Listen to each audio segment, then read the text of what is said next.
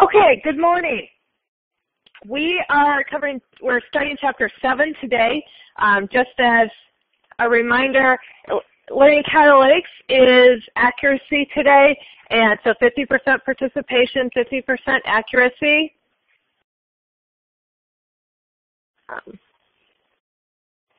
Assume you can deal with that. Okay, there is a question in learning catalytics right now called what type of account is building and equipment and how is it classified? So we're going to leave this question open for a couple minutes, but so if you don't know the answer off the top of your head, you should know it by the time we close this question. This chapter is about long-term assets called plant assets, natural resources, and intangibles.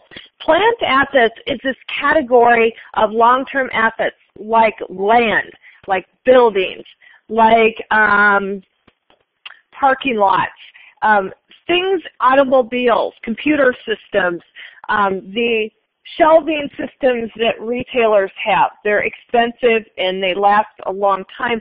These long-term assets are used in a company's business and they affect multiple years. They're used to help generate income over multiple years. So this question is going to remain open. I am putting the answer up now. So what type of account is building and equipment? How is it classified? It is a long-term asset. It's on the balance sheet as a long-term asset. Again, this question will remain open just a couple minutes. I'm not going to announce when it's closed, so if you're just joining us, you need to get this question answered. It will close fairly soon. Okay, let's go forward now. So the Chapter 7 homework is due this weekend. I was just talking to someone. Some of it does take a little bit of time, so you want to allow adequate time for that. And Exam 2, I'm just bringing this up. Exam 2 is not next week, but the following week. And it is March 16th through 18th. That is the week before spring break. I'm bringing it up because if you're in Section 5 or 6, you need to schedule your exam with ProctorU as soon as possible so you get the best selection of times. I will tell you, if you're in Sections 1 or 2, you need to think about taking the exam Monday or Tuesday. There are probably 8 exams going on this week, not this week, but the week that we have our exam, that week before spring break. The reason everyone has an exam that week, just telling you, is the drop date is that Sunday, and we want, as instructors, we want you to have as much information as possible before drop date, and that's why everyone puts their exams the week before spring break. So I apologize if you have other exams. Unfortunately, that's the way it is, so you'll just plan for it. But for our class, I would not want to be putting my exam off until Wednesday, knowing how many exams are going on in spring break. Last year, this was the one time the exam that was the week before spring break, the last day of the exam, no, the second to last day of the exam, there was a 4-hour line to wait to take the exam. So that meant the line wound all the way from the computer lab down to room 200 where we are now and wound back up the hall. It was just not moving because everyone was taking it at the same time. Now our exam is Monday, Tuesday, Wednesday. I'm hoping that we can avoid some of that. But again, that Wednesday afternoon, evening, that would be where I'd be kind of worried about lines in the lab. Know that ProctorU has people scheduling that week too, and the sooner you get signed up, the better your selection of dates will be. So either way, you need to start thinking about it.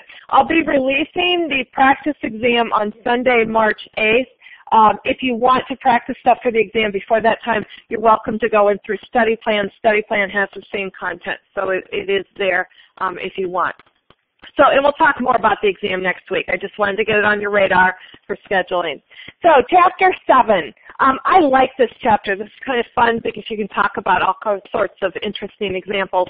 We're going to focus mainly on plant assets, but this chapter also applies to natural resources, which are things like salt that are in salt mines, timber, iron ore, gas wells, those are natural resources. And then intangibles are things like copyrights and patents.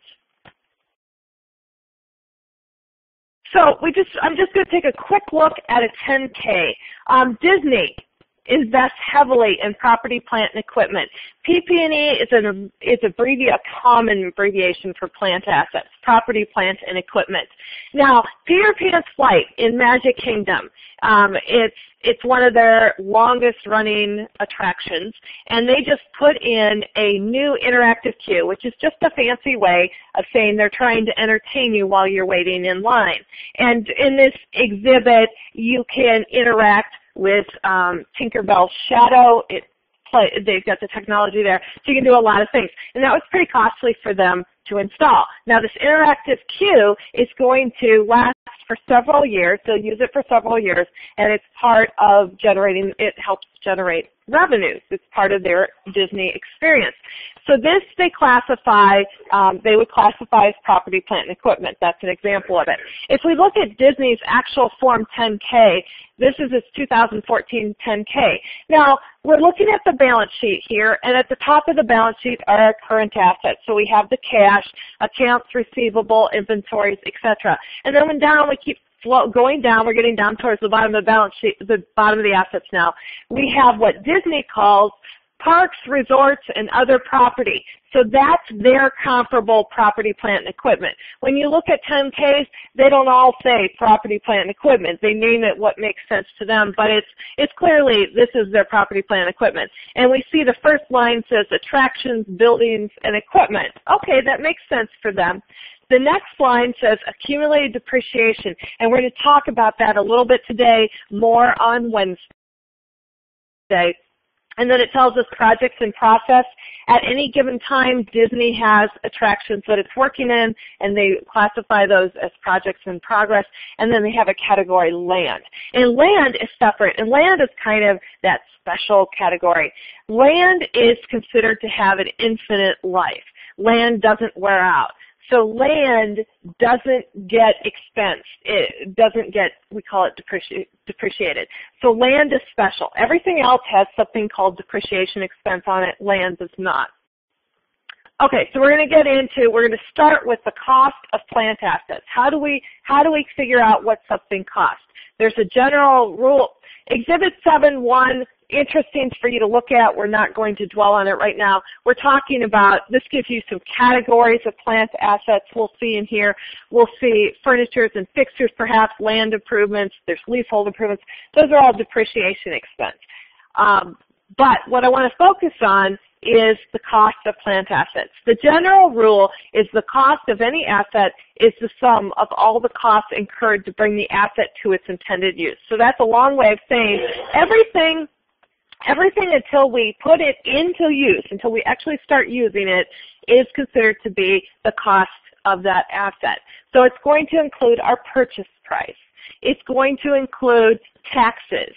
It's going to include real estate commissions. It's going to include other amounts paid to make the asset ready for use.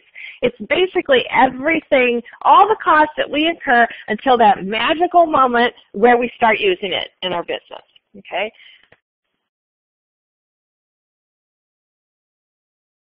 So that's the general rule. Just in general, when we're talking about any asset, the general rule is it's going to include purchase price, sales tax we pay.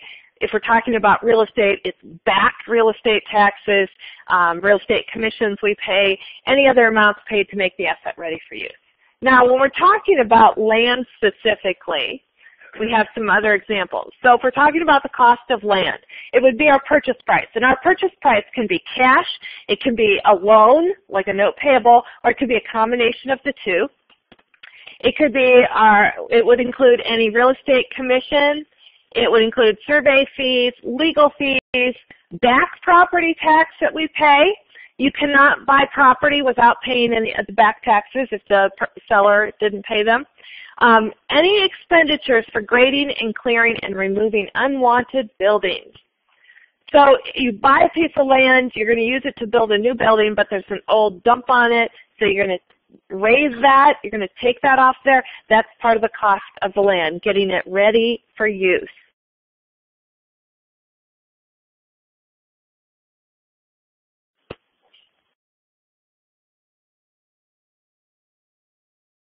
when you're trying to like sell land, Mm-hmm. say you're moving somewhere, is there depreciation? And like, can there be? The question is, can there be depreciation on land if you're trying to sell the land? And the answer is no. And we're going to talk about depreciation is a very specific accounting process, so it doesn't have anything to do with the value of the land. It's simply a saying, how do we assign the cost to depreciation and to expense? And land is never there. So it's an accounting rule. So.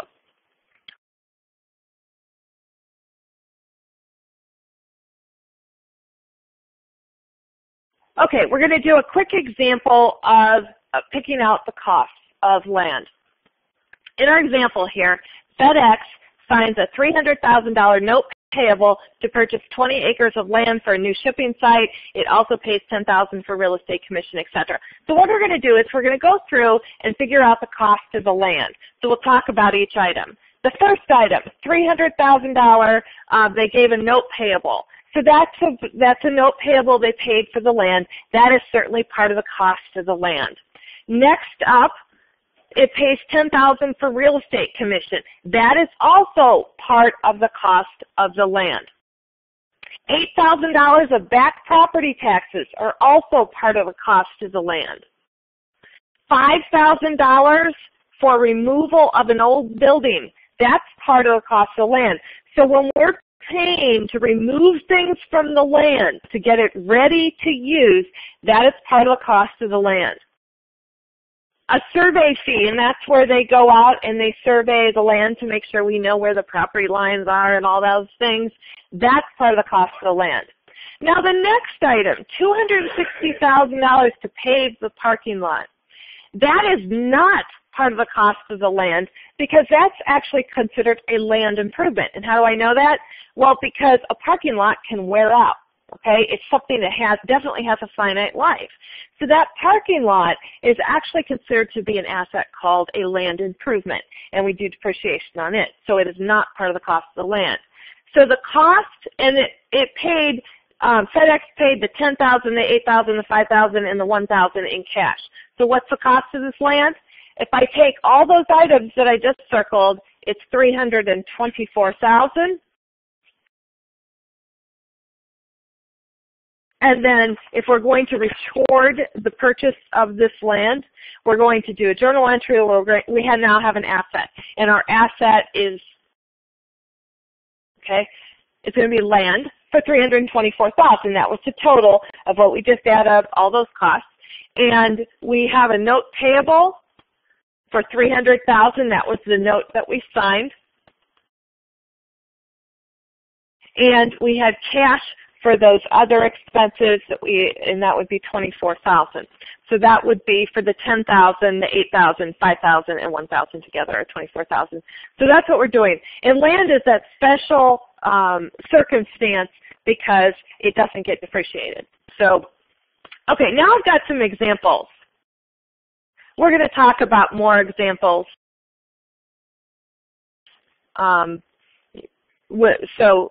We're going to see more land improvement examples coming up. So, okay, now what I've got is a picture. Okay, so this is a picture. One person in my last class in the chat room had it. Does anyone know what this is? Kind of vaguely. Do you know it? Yes, yes, okay. So Apple's new headquarters. This is a mock-up of it. This is actually, they're building this. This is the mock-up of what they intend it to look like. It's actually 1 mile in circumference. It's designed to hold 12 to 13,000 employees. They just invested in the largest solar farm, so they're hoping to be sustainable, self-sustainable. It also has 2.8 million square feet of space in it. Now, the Apple, when they started designing this, they did not intend it to be quite this big because their original plot of land was not this big. But the Hewlett-Packard headquarters or buildings next door, adjacent to their land, became available. So they purchased the Hewlett-Packard land and they tore down the buildings that were Hewlett-Packard. Now the cost of tearing down those buildings was part of the cost of Apple's land. Now, Apple has a building that they're building on it, and that's part of the cost of the building. But the cost to remove any buildings on that land is considered to be part of the cost of the land. And then this next slide I have up here, the projector in the room, I apologize, is dark. These are much brighter in real life. This is a status, an overhead shot within the last month of the current status. So now that once they start digging, they actually have a shovel in the ground, then those costs, the cost of excavating, they become part of the cost of the new building for Apple. So I think we have a question coming up here.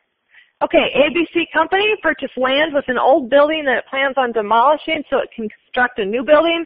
The cost of demolishing the building will be part of the cost of what? The new building, the old building, the land, and the land improvements.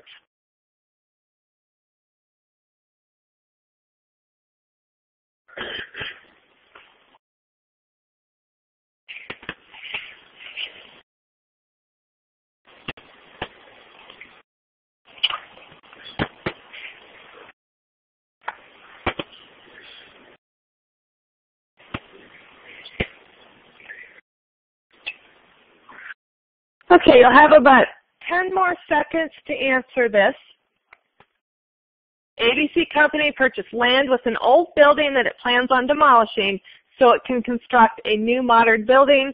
The cost of demolishing the building will be part of what? The cost of what?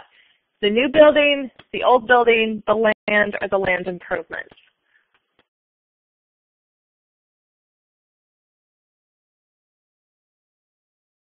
It's going to be part of the cost of the land, okay? So everything to get the land ready for use is part of the cost of the land. A couple more examples here.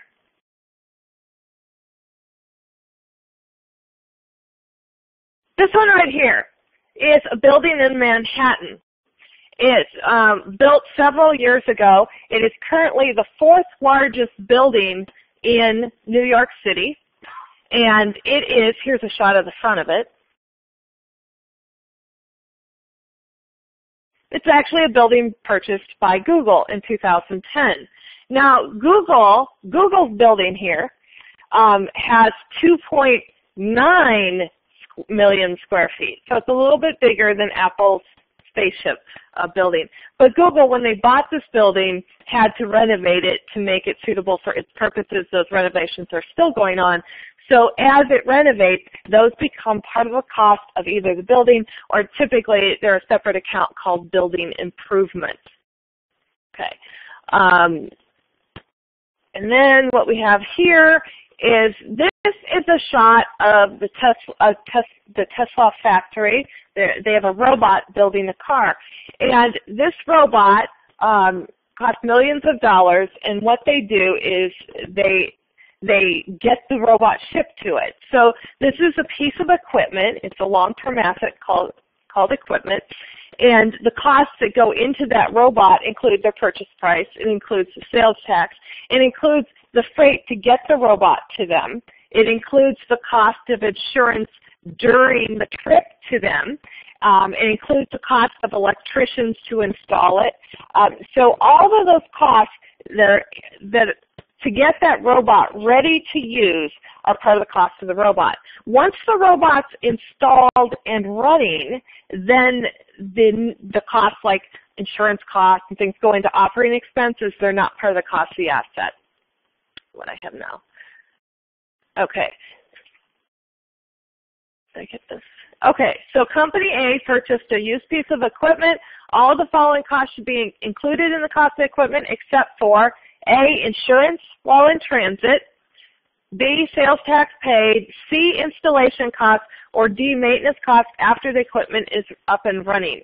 So basically, our rule says that it's all the costs up until this equipment is put into service. So all of those costs up until the equipment starts running is considered to be part of the cost of the asset.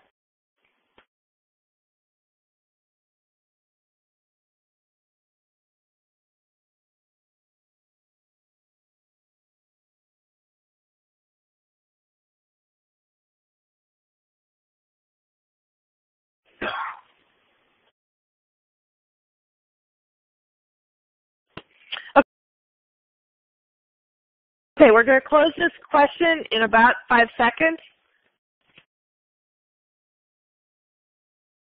And the answer is the maintenance cost after it's up and running.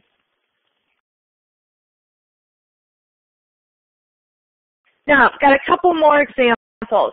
Next up, talking about this category of land improvements.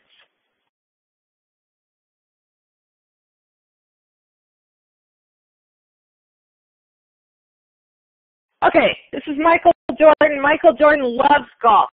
He's a member, the country club that he's a member of is very exclusive, very expensive, and he plays golf there a lot.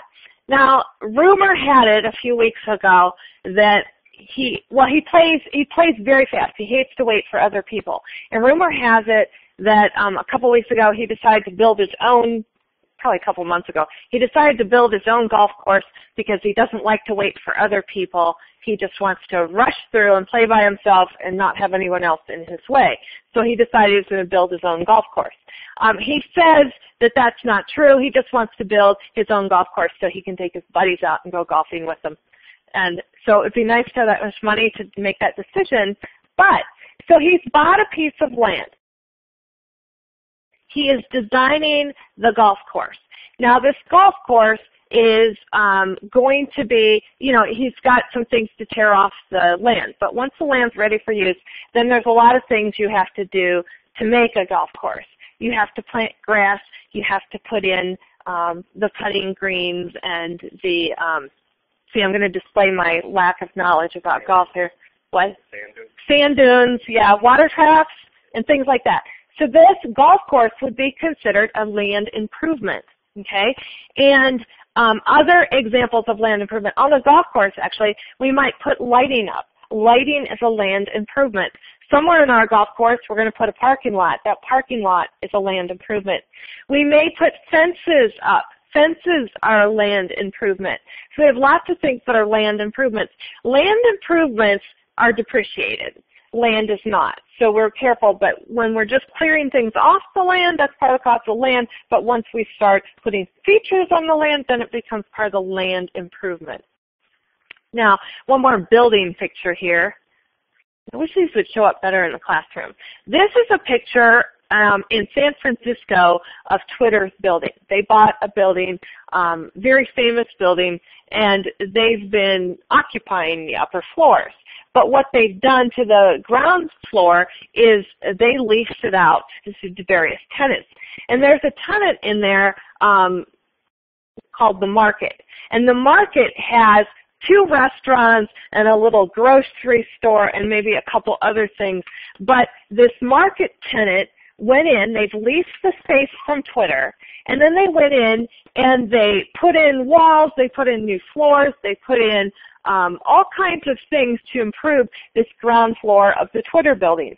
And that is called a leasehold improvement because the Market does not own the building, but they have a long-term lease. So when they make improvements to the building, that's their leasehold improvement, so they can depreciate that. So you don't have to own the building to make an improvement to have an asset.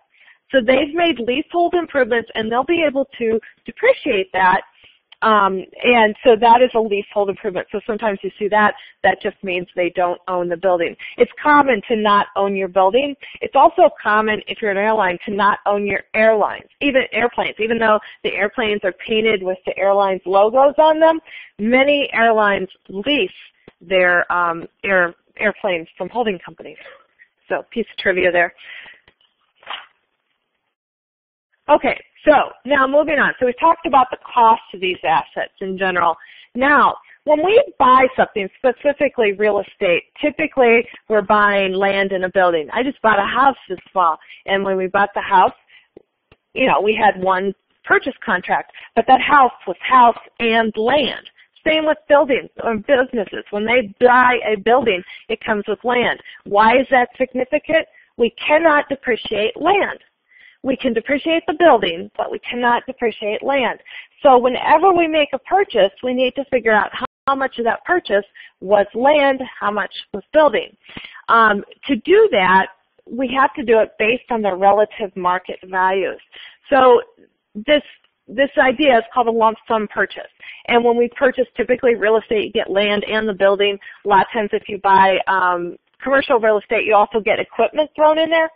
And we have to separate that out because the building is going to have a longer life, presumably, than the equipment. The building might last us for 30 years. The equipment's only 5 years, so that makes a difference later on when we talk about depreciation.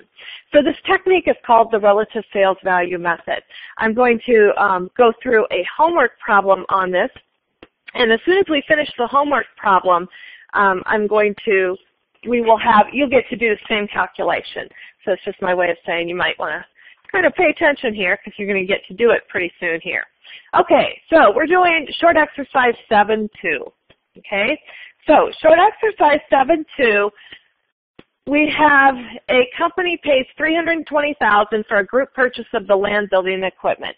Okay, so what they've done there, the actual cash that's paid is $320,000. They're getting three things for that. They're getting land, building, and equipment. Okay, so then at the time of acquisition, the land has a current market value of $112,000. The building's current market value is $227,500, and the equipment's current market value is $10,500. Now, if you add all of those up, the individual market values, they do not equal the purchase price. And why is that? Because usually if you buy everything at once, you get a price break. And this is market value of the pieces. Each individual piece could be higher than the value of all three of them together. That's why sometimes when corporate raiders go in and buy a company, then they sell off the pieces. They're selling them off because of this phenomena, that the individual pieces are worth more individually than the whole thing combined. So that's why sometimes you see with acquisitions, they'll quickly disband the company by selling the pieces. So now we're told we want to figure out how much of the $320,000 goes for land, building, and equipment. So first thing we need to do is we need to figure out the total market value. Now the total market value is going to be that market value of $112,000 for the land. The building's current market value is $225,500, and the equipment's current market value is $10,500. So we're told that. So what we're doing is we are adding those up, and we get $350,000. So we add up the market value. So all our items together are $350,000. So now what we're doing with this method, the relative sales value method for lump sum purchases, is we're figuring out what percentage of total market value is land, what percentage is building, what percentage is equipment. So to do that, what we're going to do is we're going to say, okay, land has a current market value of $112,000. We're going to divide that by that $350,000. Where did I get the $350,000? Going back here. That was the market value of the land plus the market value of the building plus the market value of the equipment. So that $350,000, we're going to use that over and over. So land, the $112,000 land market value divided by the total market value of $350,000 is 32%. This example, by the way, works out evenly if you have rounding involved in it. For example, the question I have coming up after this one has some rounding. You would typically carry it out 2 decimal places. So it could be 32.00, you know. If for your homework, if there's rounding, there are rounding instructions in every homework problem. They're typically at the top, right at the bottom of the homework problem.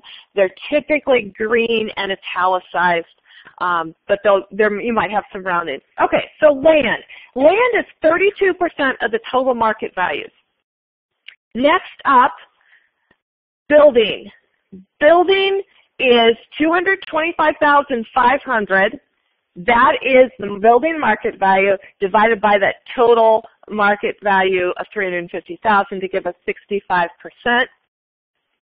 And then finally, we do the same thing with equipment. Equipment, $10,500 divided by the $350,000, and we get 3%. Okay. So what we have is we figured out if we add those 3 percentages together, we will get 100%. all we've done now is we've said what percentage of total market value is each one of those assets. So we know land is 32%, building is 65%, equipment is 3%. So we're almost done. So now what we say is, okay, well, we know what percentage each asset is of the total, and we know that we paid $320,000 actually. So now we're going to say, well, of the $320,000, because again, this is what we're trying to allocate. We're trying to say that this $320,000 here, that's what we paid. So we're going to figure out how much we paid for land then. We'll take land's 32% here and multiply it by that $320,000 purchase price. So what we're doing is we're saying 32% of our purchase was land, so 32% of $320,000. We'll do the same with building and equipment. So what we're going to see here, my multiplication symbols are showing up as odd characters here. So this land here, this first line is actually 320,000 times 0.32, and that gives us 204,000.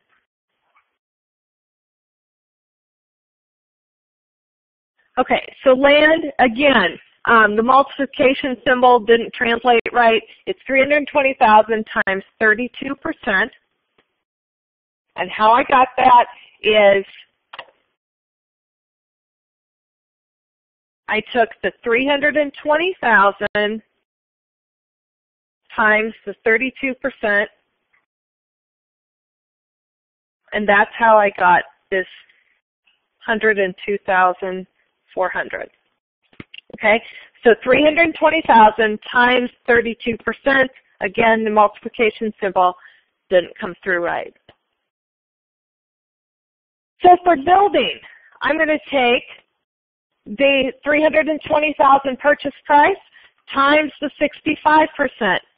So 320,000 times 65% gives me 208,000.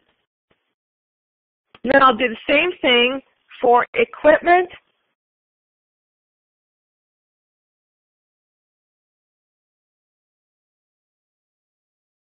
My multiplication symbol showed up finally. So what we've done here is we figured out how much of that total purchase price, the purchase price is $320,000, we figured out how much of the $320,000 gets allocated to land. So our land cost is $102,400, our building cost is $208,000, and our equipment is $9,600. So what I've just done is I've done the half the journal entry. I've done the debits on the journal entry. This is my land cost. This is my building cost. This is my equipment cost. So then my credit in the journal entry is going to be, it told us that we paid, they signed a note payable for this amount. The last sentence in the exercise itself says the company signed a note payable. So my last sentence here, or my credit, will be notes payable for $320,000. So the whole point of figuring out the percentage of market value is to figure out how much of the cost gets assigned to land, how much to building, and how much to equipment. So that was the point of that. Now we're going to put up a question, and the question is going to be exactly like this. I'm coming back to this page in just a minute. But this question that we're putting out in Learning Catalytics, you're going to be doing it. Land, buildings, and equipment are acquired for a lump sum of $850,000. So $850,000 is your actual cost. The market values of the three assets are respectively. If you don't know what respectively means, it means it's telling you in the same order that they were just given. So the market value of land is $250,000, buildings $480,000, and equipment is $180,000. So the question is, how much of this cost is assigned to equipment? Okay, so you're looking for how much cost is assigned to equipment. I'm going back to my slide from the other, this is still going to show up on your device, but I'm going back to here because this is kind of a guidance about how you would do it.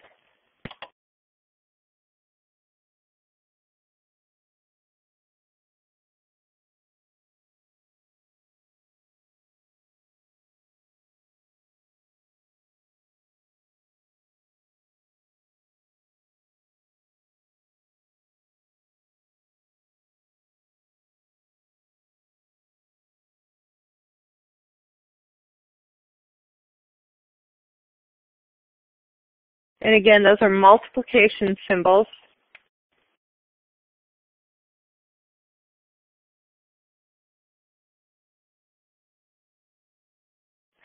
You just 2 decimal places, and you'll be picking, since you have a choice, pick the answer that's closest.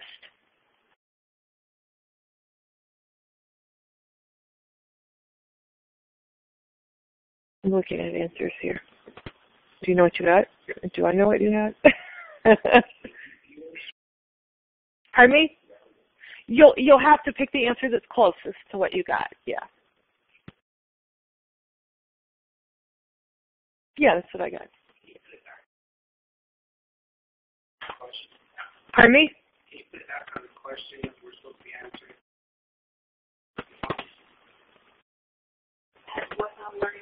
Yeah, it's in Learning Catalytics. What? If my X's disappear if I leave this slide. So what number are you looking for? To get the equipment we're supposed to be working on. But do you have Learning Catalytics open? Okay. Okay? Yeah. Okay.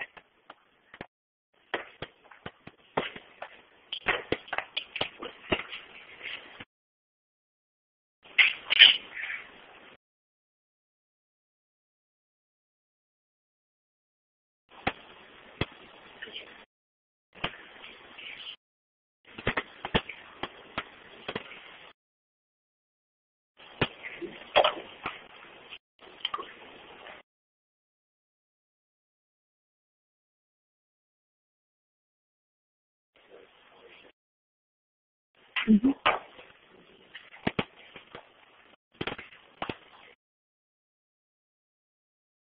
So what do you need? Pardon me? What do you need for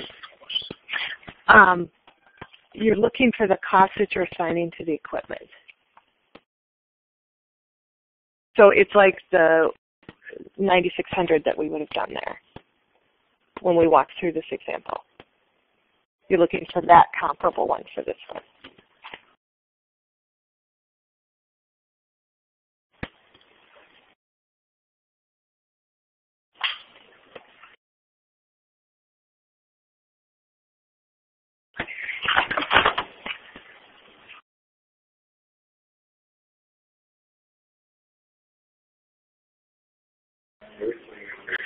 Okay, what I'm going to do right now, the question's still open, but I'm going back to this example that we just walked through. You are looking for this question, you are looking to calculate what we did here for equipment, okay? So what you're looking for, the comparable number, is what we would have done right here. So basically what we did to get this number is you have to do a couple steps. You have to figure out what percentage of total market value the equipment is. And then you have to multiply that by that original purchase price, by the actual purchase price. And that's what you're doing here. Okay? So in this question I just gave you, it's exactly like this with different numbers. You'll have some rounding. You can use 2 decimal places. That'll work. But it is multiple choice. You can pick the answer that's closest to the one you get if it's not right exactly on the same. How do you know which asset is which value?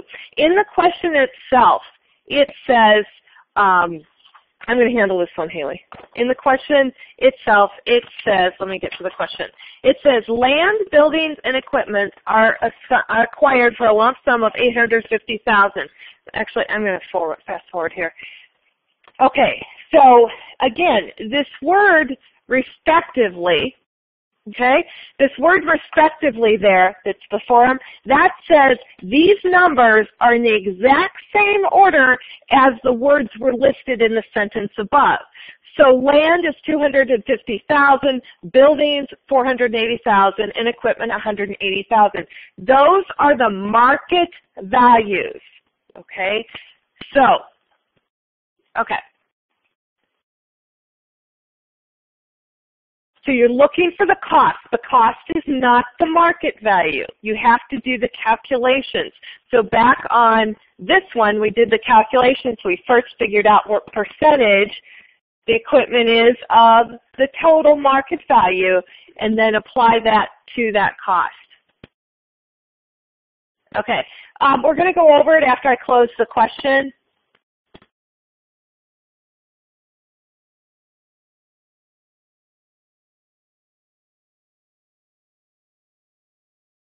Okay, yeah, we're not going to, yeah.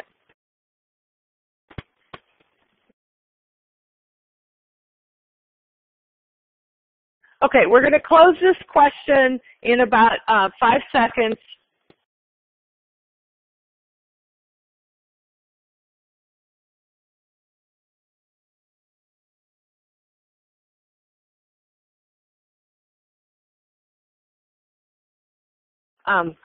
Have you closed it? Okay. To the people that are saying it's easiest if you have formulas. Back to this example we just did. Basically, you need to think about what you're doing here. For the total market value, you add up all the market values. You take the market valued equipment, divide by the total market value. That's your percentage. Then you take that percentage times your actual cost. And this is the same as what we did here. So we're going to close this one.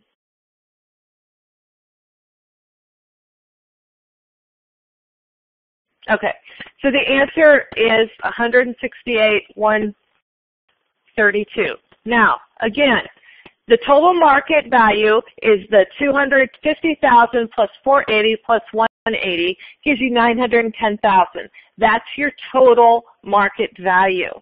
So you're saying the relative sales value method says what percentage of this total market value is equipment. Well, our equipment is 180,000, so 180,000 divided by 910, and here's a little shortcut. You can take the 180,000 divided by 910, then multiply by the original cost. Okay? So you're going to take the 180,000 divided by the 910 times the original cost at 850,000.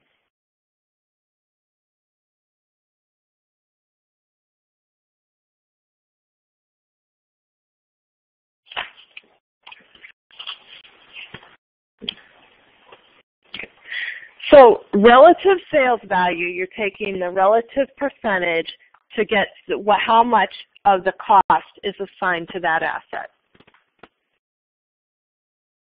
Okay, so next up, what we're going to do is we are going to do go on to the next learning objective. This one's fairly small. This is distinguish a capital expenditure from an immediate expense. There's two kinds of things here. Okay, capital expenditures usually do one of two things. They increase the asset's capacity or extend its useful life. Okay, so increase capacity or extend useful life. And that we have this verb called capitalize. The verb is capitalize, and it means that we're going to take the cost of whatever we're doing and make it an asset. Now this is Exhibit 7.2, and these are examples that deal with a truck. So some examples of things that would be capitalized versus things that would be expensed. You capitalize or you expense. I'm going to pause for a minute, let you write this down, and then I'll continue talking about this.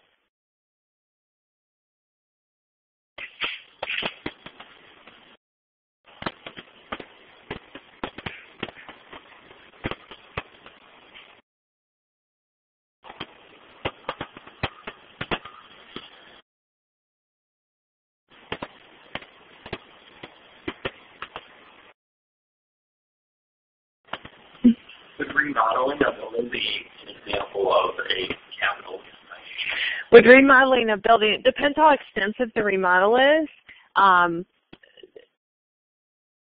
Maybe, maybe not. And so we'll talk a little bit more about that question. So we'll talk about some examples of what remodels might be. Okay.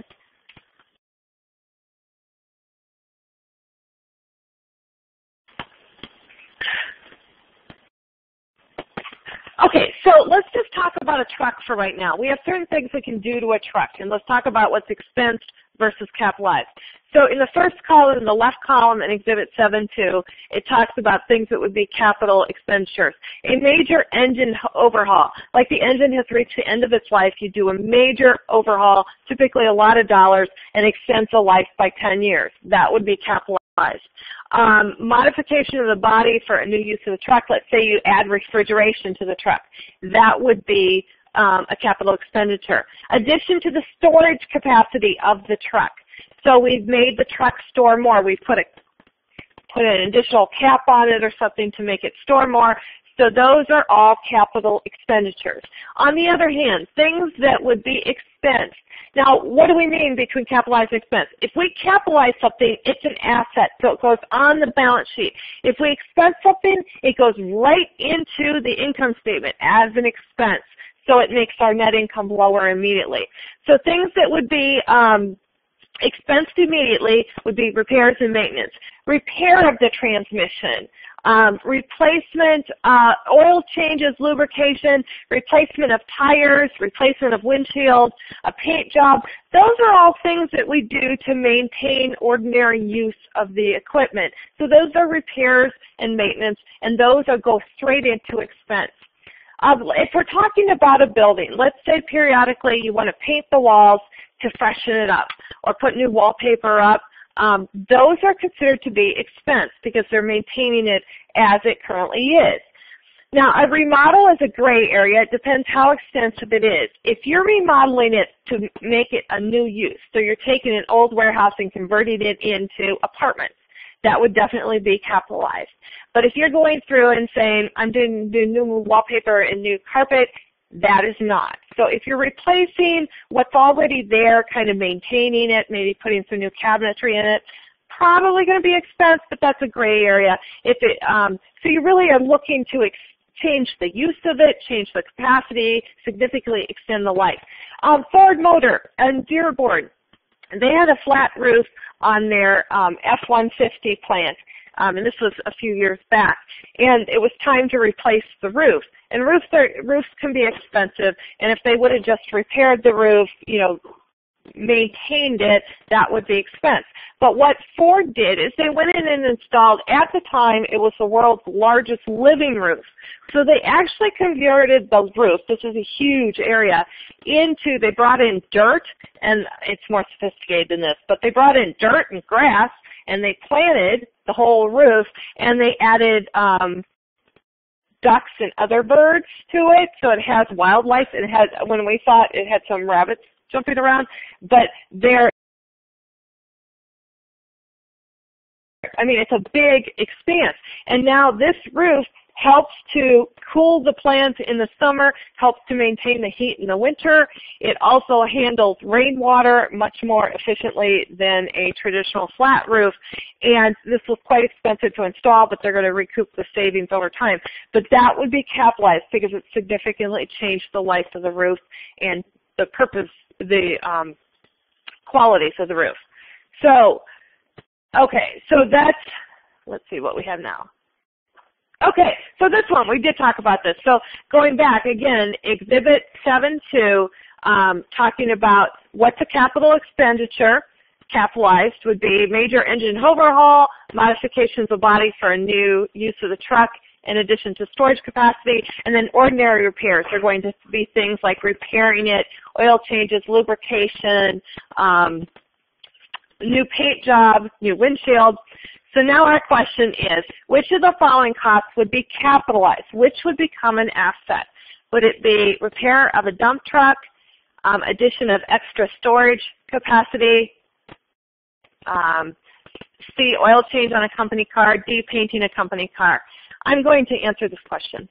Okay, so the question, wouldn't repairing the truck extend its useful life? No, basic maintenance is considered an operating expense. Extending its life is saying, I'm going to install a whole new engine beyond what was there originally. But the truck, we have normal, ordinary operating expenses we would expect to occur. Those are expensed as incurred.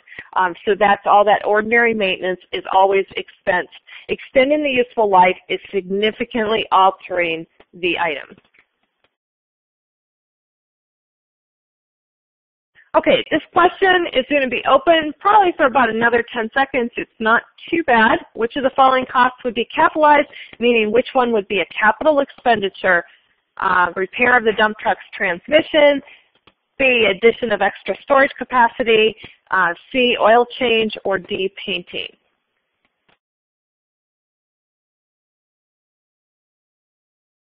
Okay, we're going to close this in 5 seconds, so you want to get your answer in.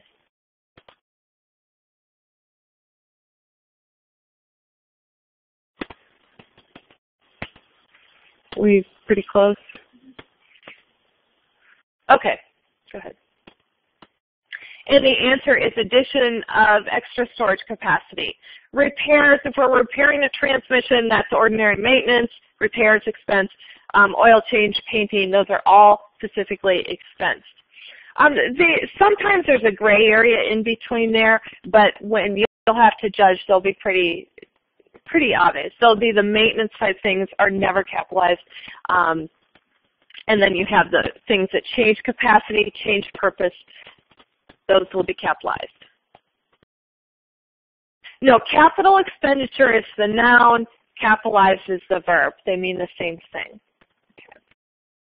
Okay, now I have another question, but I want to walk through it. So hold off answering it because I'm going to walk you through the answer. I'm not going to say the answer, but I think it'll be evident as we go through it. Okay.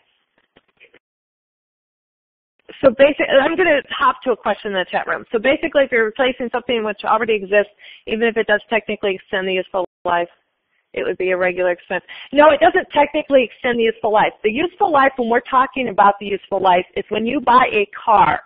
The car, for example, your car, the company determines this has an estimated useful life for the company of 5 years. Okay, so the car when you buy it, 5 years. Now when you do maintenance, the oil change and things like that, you're maintaining that useful life. You are not extending it. You are not doing something to make it last super long. You're doing it the required, the ordinary maintenance. So you're not extending the useful life technically. Okay? Okay. So I hope that answers the question, Donald. Okay, so back to this question. Treating a capital expenditure as an immediate expense. So let's talk about this. Hold off answering. So let's say what we're doing here, I'm going to give you an example. Treating a capital expenditure as immediate expense. So let's put some example here. So let's say we buy a building for $100,000. Buying a building is clearly a capital expenditure. So when we buy this building, we should have taken $100,000 and had an asset for $100,000 and zero on the expense side because we would buy the building, put it in the asset, and then have zero on the expense side. So what we're saying is we didn't put it in the asset side. We instead put it in expense. So what's happened is we no longer have that asset that we should. We don't have the $100,000 asset that we should. Okay? So right now, your choices should be narrowed down to 2, right? Got it? So, right? Good. So you know which we have 2 answers we're going to choose from now because we don't have the $100,000 asset that we should have. So now we have $100,000. So now when we're picking between the 2 answers, we have $100,000 sitting in expense that shouldn't be there. So if it's in expense, we know expense is too high. If expense is too high, net income will be too low, right? Because we have too much expense, net income is too low. If net income is too low, that means equity is also too low. Okay? Okay, now you can answer it. Right?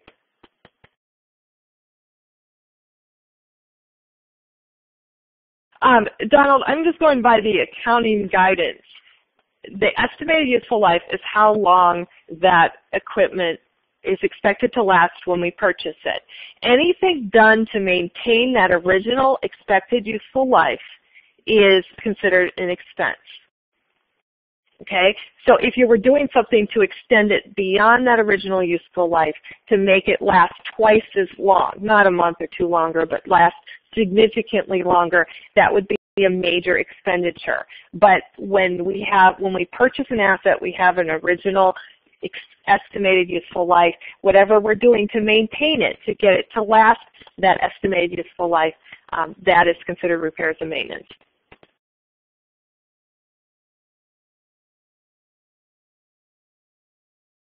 Okay, so how are we? No, that I did, what? Okay, back to the chat room. You're saying we did 100,000 on repairs in the building? No, I was just using the 100,000 building if we purchased a building. We purchased a building, but instead of using that as instead of recording that as an asset, we recorded it as an expense. And I was just giving you an example of how to answer this question. So you can think of if you purchased a building, it should have been an asset. Instead, it was an expense. What's the impact?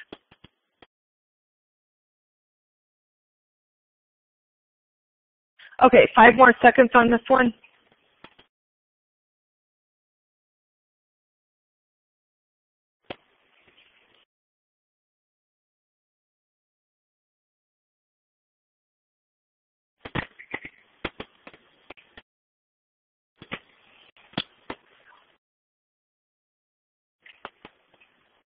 Okay, Mike, purchasing a building is a capital expenditure, and it is capitalized. Capitalized is the verb, capital expenditure is the noun. They mean the same thing. Okay, so we're going to close it. And the answer is overstates expenses and understates net income.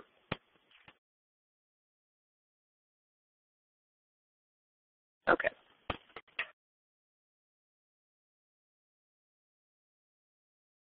Wait. What did we have on this one? Okay. We're gonna delete it. Okay. So for those of you that got this wrong, or if you got it right, we're going to put this question up again.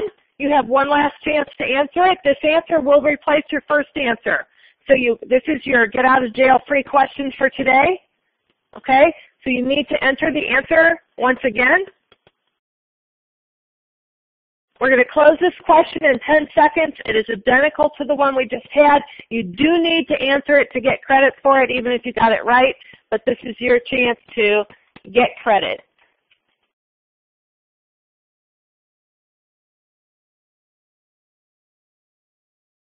Okay.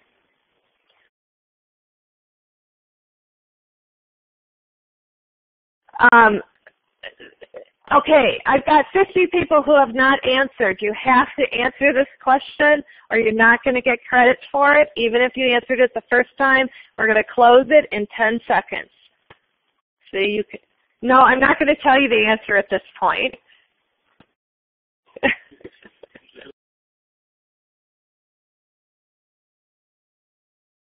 Are we at the 10 yet, Haley? Okay, let's go.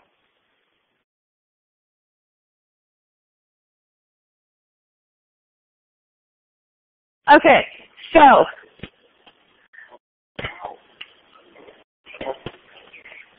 measure and record depreciation. So now we get to the part of this that we're going to finish today with, and then we're going to cover, this will be a significant portion of Wednesday. This is, okay, so we said that we have capital expenditures. So we have these assets that we have. With the exception of land, we have to somehow get the cost of those assets into expense over time, and that process was called depreciation. And we have 3 ways to calculate depreciation. So let's first talk about what depreciation is. It's the process that allocates a plant asset's cost to expense over its life. So over the estimated useful life of the plant asset, we're going to put its cost into depreciation. It matches the cost of the asset against the revenue the asset helps generate. Depreciation expense is reported on the income statement, and just a reminder, land is never depreciated.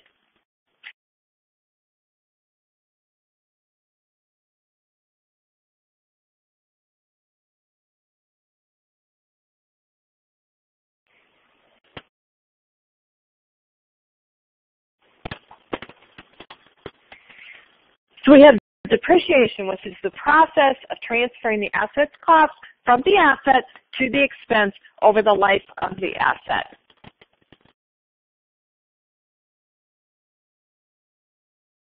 Now, we're going to focus on how we calculate depreciation, but first, and what it is. But first, we want to say what it's not. Okay? Depreciation is not a value.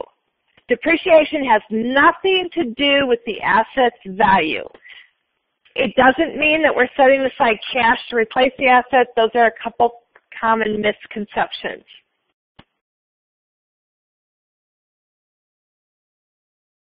Now, there's a commercial on TV, I see it occasionally, and it's for Liberty Insurance, and the person talks about how can their vehicle depreciate.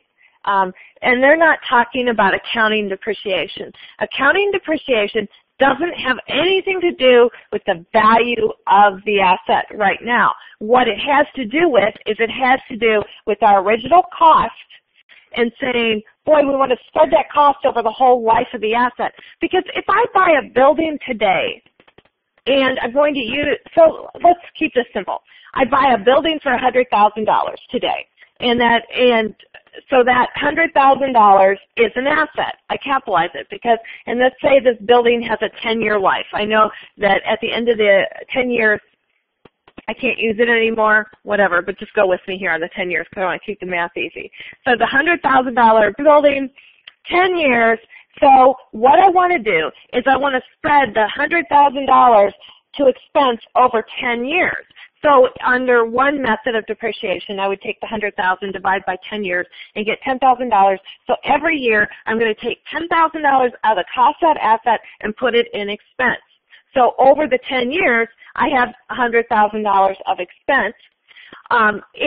Because it's not fair, if you think about it, if I spend $100,000 this year on a building, I don't want to put the whole $100,000 on my income statement this year as an expense because I'm using the building for 10 years. So we want to match the expense of the building over the time I'm actually using the building. So that's what the process of depreciation is. It's spreading the cost over the time period. It doesn't have anything to do with the market value of the building. It's not a valuation process. When you read news stories about you buy a new car and it immediately depreciates, well, that's referring to the process in the market of what happens to the value of it.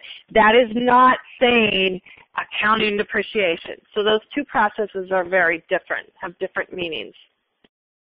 Okay, we're going to be talking about estimated useful life, okay? So, Haley, we're going to get to estimated useful life. So we're going to talk about that in just a minute, okay? So, and actually we're on the slide for it right now. So, when we measure depreciation, we have to know three things. The first thing is the cost, and we spent the whole first learning objective talking about what the cost of different assets was. So that's one thing. The next thing we have to know is the estimated useful life.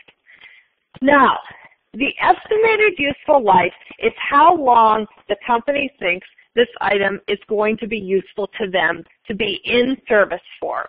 So, the estimated, first of all, you in this class will never have to calculate an estimated useful life. They will always be given to you. But in real life, what companies do is they look at how long they're going to use the asset, how long it will be useful to them, and that's the estimated useful life. Let's say a company goes out and buys a car, and it replaces, a lot of times sales reps have company cars, and the company has a policy that it replaces the company cars every 3 years because it doesn't want its sales reps to be driving beater cars and with the image that portrays. So every 3 years, it'll buy a new car for the sales rep. So that estimated useful life for that company car will be 3 years because it's going to be useful to the company for 3 years. It is not saying that that car will only be on this earth for 3 years.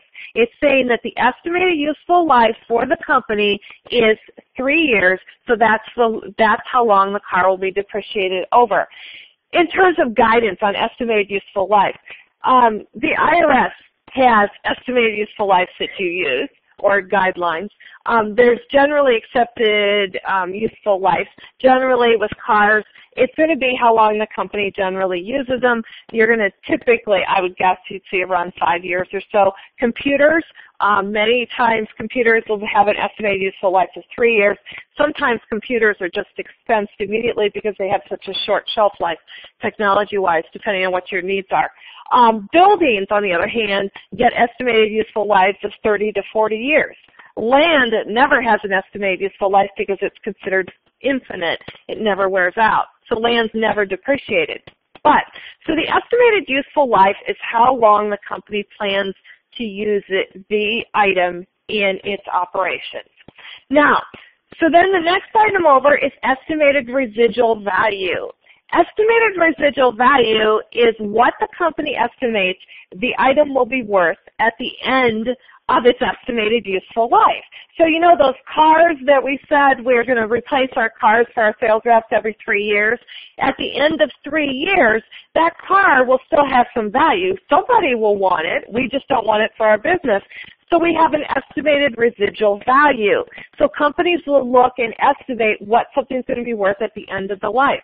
Now you will not have to calculate an estimated residual value either. Those will always be given to you, but estimated residual value is what the company estimates the cash value will be at the end of the useful life. Okay, so let's go backwards here. Estimated useful life. It's the length of service expected from using the asset. So it's what the company expects to use for the asset.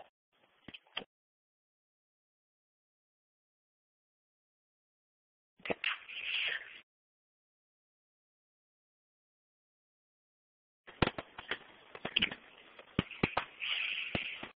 Okay, so estimated useful life. Companies have they know how long they're going to be using things. They have a pretty good idea, and they select the estimated useful life. Should I go back to the question about what if things go down in value? That's a pretty specific case. If you have an asset on your book, let's say you have a building for $100,000 and the market values the real estate market has just taken a nosedive. That's really beyond the scope of our class. Do not worry about that because we get into complicating factors that we're not going to deal with in here. If you're an accounting major, you will certainly hear about that later, but not in this class. So we're going to assume they maintain their value. Depreciation doesn't have anything to do with value. Okay, so when we talk about estimated useful life, the first thing that comes to mind is number of years. But estimated useful life can be in terms of miles. We might say we're going to drive the cars for 100,000 miles. Airplanes have estimated useful lives measured in hours of flight time. So they will use that sometimes as their estimated useful life. You could have units of output. That would be copy machines are rated by how many copies will come off them. So they are rated like that. And then estimated residual value is going to be also known as scrap value or salvage value. Okay. Now something that's quite important here is something called depreciable cost.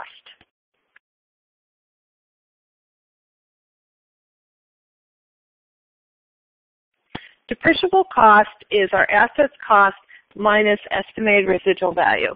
That's how much we can depreciate.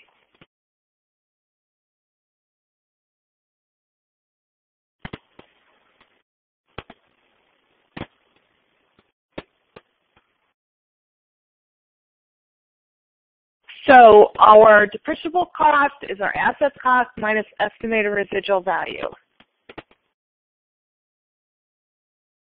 Do you want to put that formula in the chat room? Because I'm going on to this next formula. So again, depreciable cost is the assets cost minus estimated residual value. There are three main depreciation methods. There's straight line, there's units of production, and double declining balance. We're going to deal with all three on Wednesday. So we have straight line, units of production, double declining balance. You need to know all three methods. You probably want to jot them down. straight line, units of production, and double declining balance.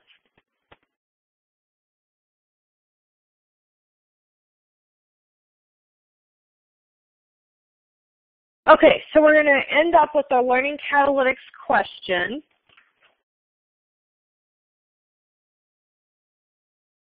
We'll get to. Okay, is this the one we're doing? Okay. Which of the following is not one of the three things needed to measure depreciation? Probability of obsolescence, cost, estimated useful life, or estimated residual value? Make sure you answer. This is our last question for today. After this, we're done. We're going to close the question probably in about 15 seconds.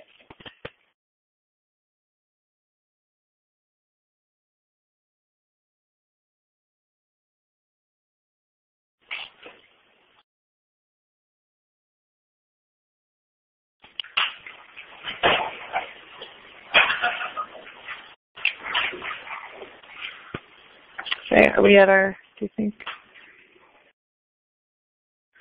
Okay, and the answer will be probability of obsolescence. That's it for today. Have a nice day, and I'll see you on Wednesday.